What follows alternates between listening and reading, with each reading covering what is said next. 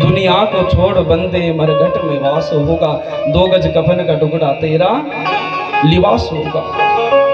ये देह जो है ये मिट्टी, कहते हैं कि शरीर की जो 3 गति होती है, बोले फेंक दोगे तो गीदड़ खा जाएंगे, और जला दोगे तो राख बन जाएगी, और दफना दोगे तो कीड़े खा जाएंगे।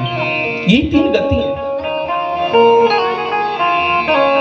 इसलिए ये देह कहाँ तक जाएगी? बोले शमशान तक साथ जाएगी। वहां जाके क्या होना? बोले माटी माया माटी काया, माटी कहाँ है बिछोना, माटी कहाँ है बनाए पुतला, माटी में मिल जाना है। मिट्टी का शरीर है और अंतिम में जाकर के मिट्टी में मिलता है। तो साथ किया जाएगा। बोले धर्मानुभो गच्छति जीवैका, जो हम सुकृत करते हैं, पुण्य कर्म करते हैं ना, वही साथ जाता है। इसलिए संसार में अगर कुछ सत्य है तो वो सिर्फ और सिर्फ मेरे सत्य, मेरे नारायण है, और कुछ भी सत्य नहीं है। इसलिए पहला जो स्वरूप बताया भागवत में सत्य का, वो पहला स्वरूप इसलिए बताया कि सत्य अगर कुछ संसार में है तो क्या है? बोले भगवान नारायण है।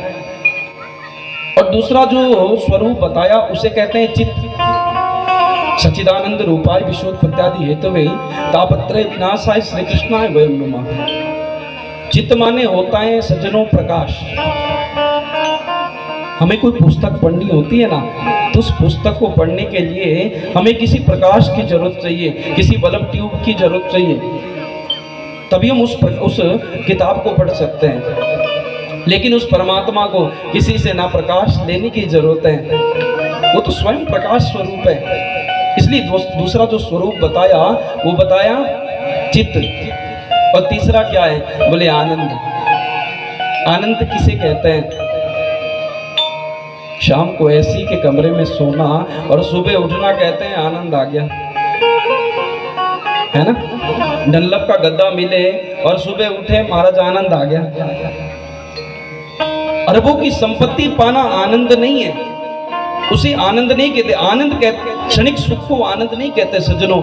आनंद कहते हैं कि सत गहिए चो बिनसे नाही, चित चैतन्य सकल घट माई, आनंद घट घट करे आनंदा, ताको नाम सच्चिदानंदा।